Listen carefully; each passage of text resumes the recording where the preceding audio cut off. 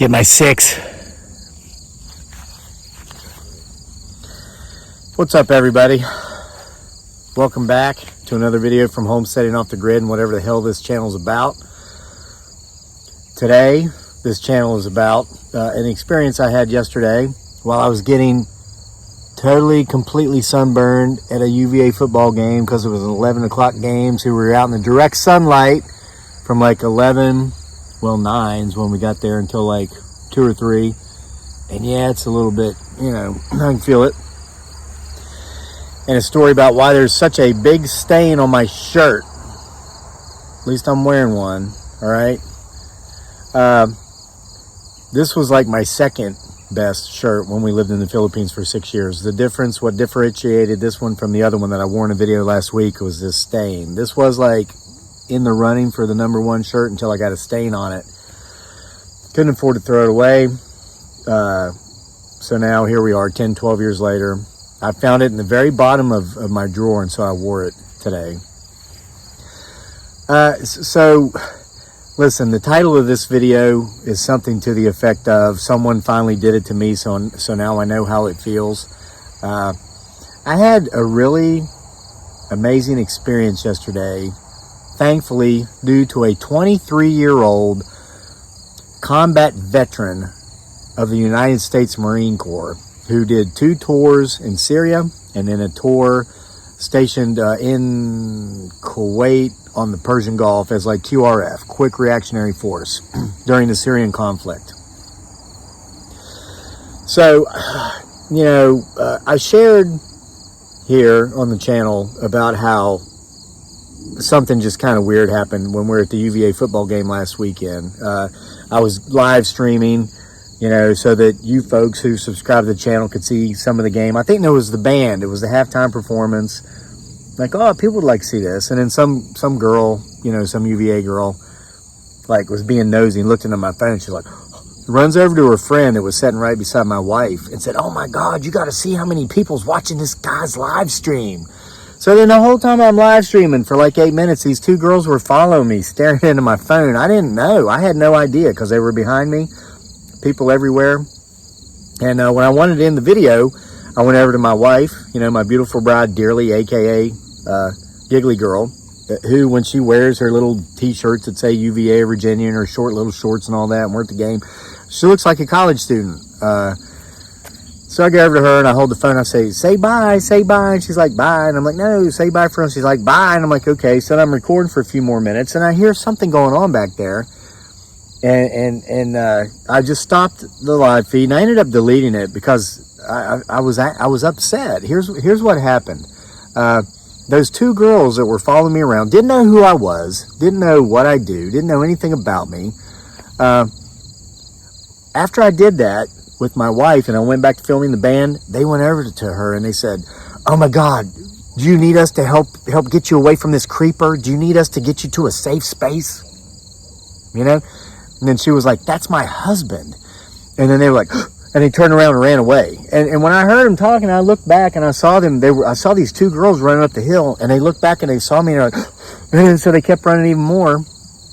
Dearly told me about it and I deleted the video and I was like, well, what was I doing to be considered such a creeper? I mean, because I'm over 40 maybe and I spoke to her? I don't know. But so we had the game yesterday.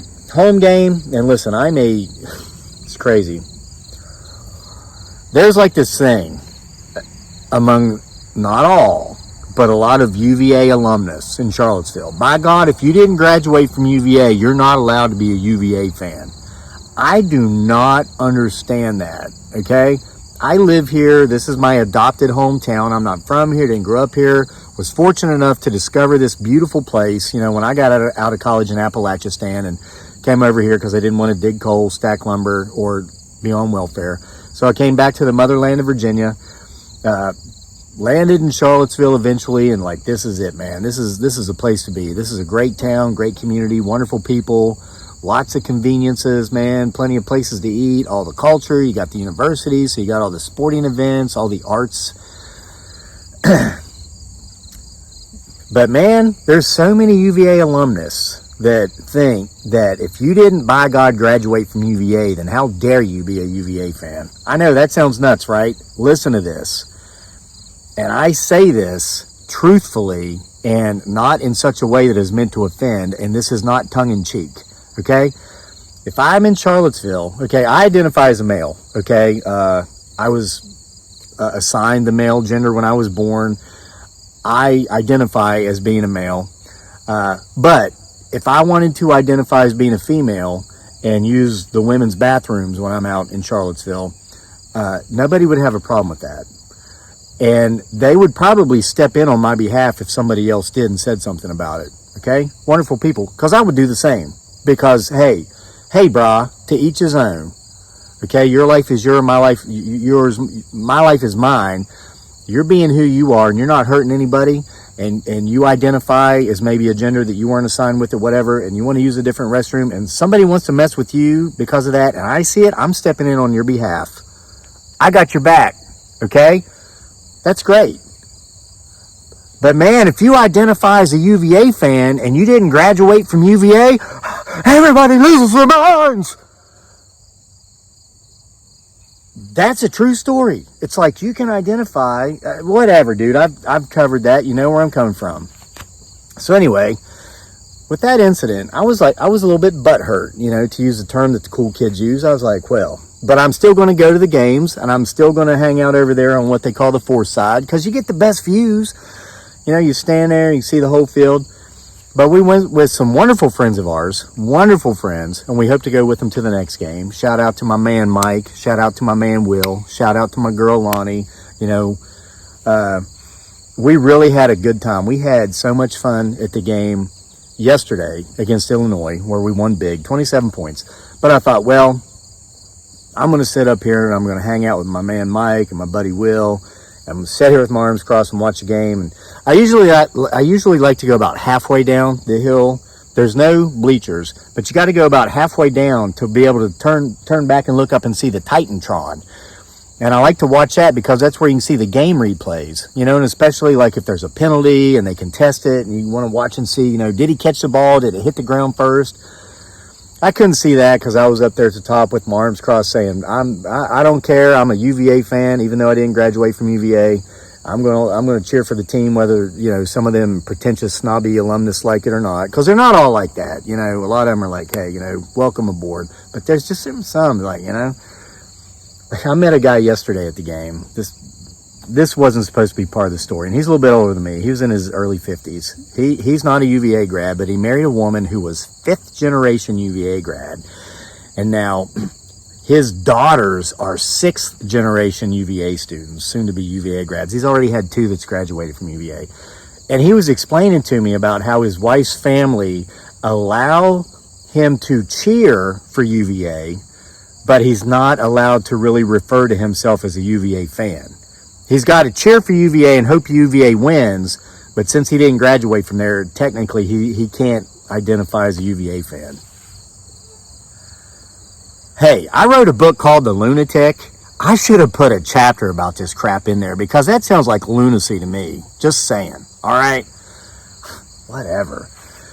So I'm standing up there with my arms crossed, watching the game, having fun, wishing I could see the replays on the Titantron, And this young man, who I would later find out was 23, even though he looked 18, UVA student, walks over, me and my man Mike and my buddy Will, Kuya, brother Will, highly decorated, multiple combat tour veteran, as is his wife, who's a lieutenant colonel. Will actually, scored us the tickets because he works with ROTC there at UVA. Sorry to out you, Will, if you're watching.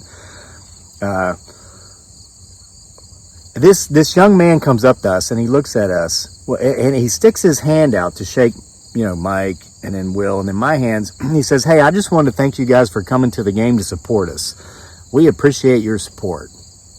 Because we're at the top of the student section, and obviously we're not students, especially Mike. He's like a couple of years older than me and Will. Will and I are the exact same age, graduated high school the same year. Mike, he got out of school a couple of years before us. I was like, wow, that's amazing. I was thinking in my head, this college kid comes over and thanks us for being here and supporting us. And it just made me feel good. And, you know, I mentioned in a video here a while back about how just, I was at a Walmart one day and there was this woman, you know, we'll call her Karen because I don't know her real name, but she was just upset that like the Walmart cashier, after he rung up all of her purchases and then told her the total, she wanted him to go back through and like break it up 6 ways so she could pay with 6 different cards or some crap. I don't know, something asinine. And he actually tried a couple times, but it couldn't work it out. And so then he just refused to do it. And she was able to pay with 1 card, but then she told him she would remember his face. She did not appreciate the fact that he didn't even try. And the whole time the line's just getting longer and longer and longer while Karen is going off on this guy, right? Karen finally left, and this guy wasn't my cashier. I was in the line beside that line, and I went over and I told the guy, I said, hey, I just want to let you know I appreciate you. I appreciate you coming in here and doing this. These are during the times of COVID, and he's in here, coming in here every day working, putting himself out there amongst the general public, making himself more susceptible to contracting the virus because he's just in more contact with more people. And then so many other people in line said, yeah, we appreciate you. So we turned something that was kind of a negative situation for that guy into something positive, because at least for a few minutes, you know, he had a few people telling him he appreciated him. Well, that's exactly the effect that this young man had on me. I'm sitting here with my arms crossed through the whole first quarter. And that young man, what he did, and I told my friends this, Mike and Will, because we told them the story about what those girls did. And how it just makes you feel like dirty when someone just does something like that to you, especially no reason whatsoever. That guy's actions made those feelings go away.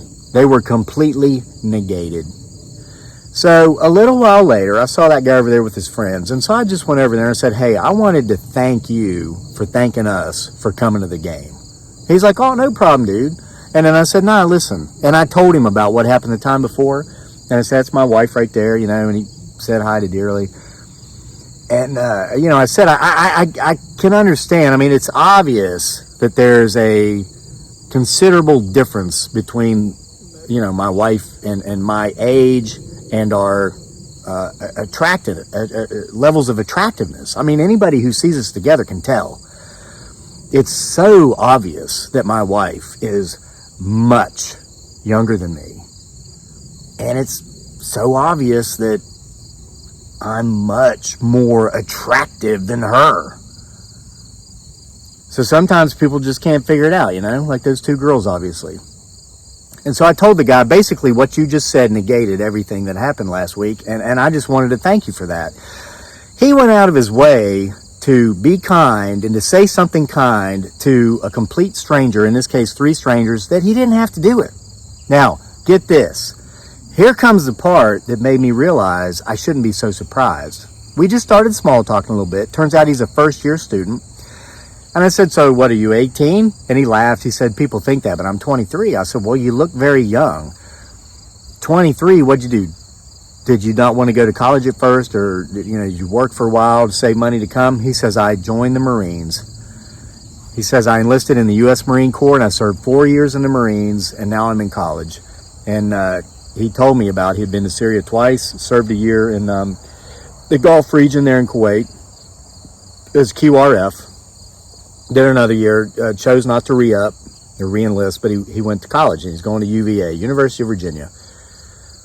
And I told him, and there might be some who will take offense to this, and I mean no offense by this, but I do believe these words are true. I pointed out among, you know, all the other students down there, I said, do you realize you've already done more in life than your peers may ever do? Even if they get their degrees from here and they entered it into some profession and they go on and they do this and they're successful and they make tons of money and blah, blah, blah, blah, blah, and tell people they're not allowed to be UVA fans because they didn't graduate from UVA. You've already done more in life than most of these folks ever will. He said, yeah, I know that. And I asked him what it's like. And he says, you know, one of his biggest challenges is just keeping his mouth shut. When he goes to class and they start talking about world affairs and international affairs and all these things, But he's got himself disciplined to where he can just keep his mouth shut, let them think they know what's going on outside of their comfort zone because they read books, trade journals, and watch news. But he knows what's up. What an impressive young man. What an impressive young man. You know who he reminds me of? And I didn't tell him this, but he reminds me a lot of that guy that wrote that book called Hillbilly Elegy, who, I did a book review on that here back in March, and it went like 400,000 views because so many people could relate to it. You know, the forgotten class of Americans, Appalachian Americans, Southern Americans, basically poor whites could relate to that man's story. But he went out, did the Marines for 4 years. He was in Iraq, okay? Came back, then he did college, went to Ohio State, I believe, and got a 4-year degree, I think, in 3 years. Because he realized when he first went to class, when he saw how cuckoo for Cocoa Puffs, all these folks who thought they knew about what was going on in the real world, after he'd actually been in the real world, he said, man, I'm going to double up on classes and get the hell out of here as quick as I can, and which he did. Then he went to law school, got his law degree, successful out there now, New York Times bestselling author, okay? Did all that before he was even 30. Anyway, went back to my buddies, hanging out with my buddies, and I thought, I feel so good. I feel like I felt before that thing happened with them little girls that grew up on these horse farms where they pay other people to muck out their 50 horse stalls and all that.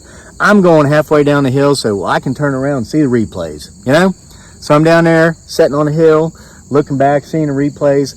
This other guy beside me just starts talking to me, UVA student. And not really a student. Let me tell you this guy's story. Just friendly as can be, and turns out he's from Puerto Rico. He's 27.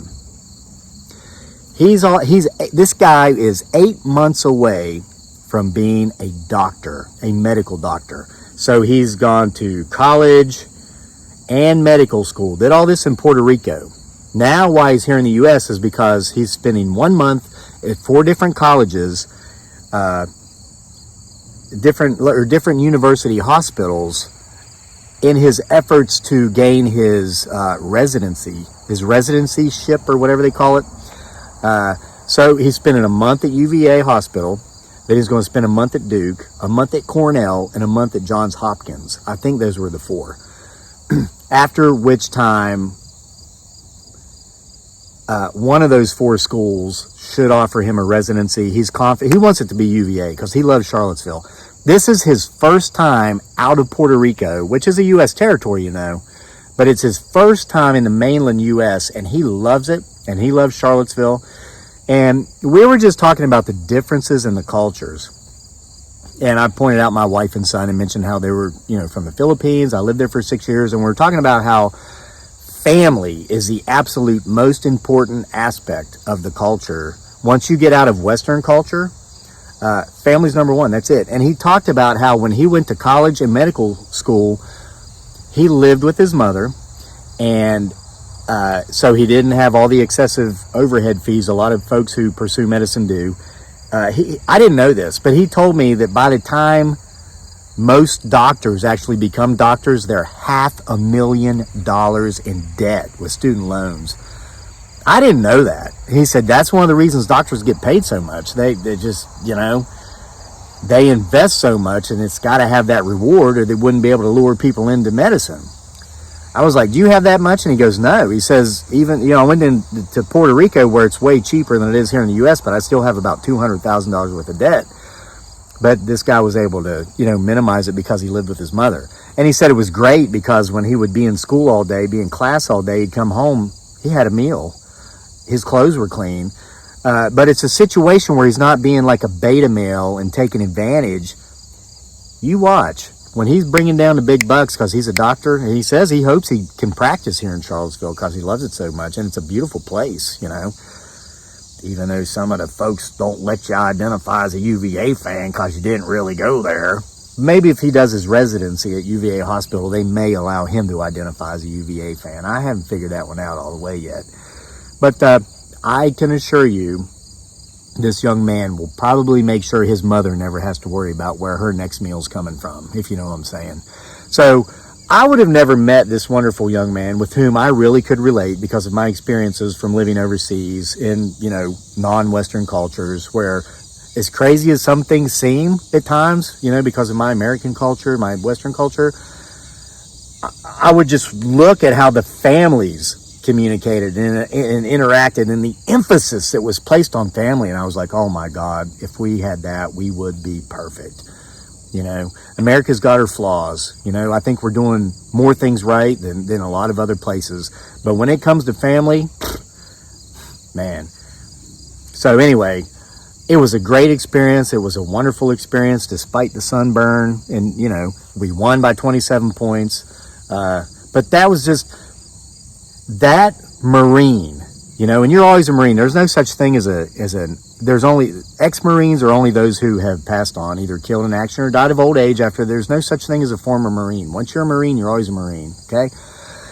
That young Marine, by reaching out and doing for me what I've done for others at times, not always, maybe, and probably not as often as I should have, made such an impact on me. It was so wonderful, and I thanked him for it, but I don't think he realizes how intense that thank you really was. I mean, it was just a wonderful experience to have. So there are so many wonderful people out there. There are so many great people out there.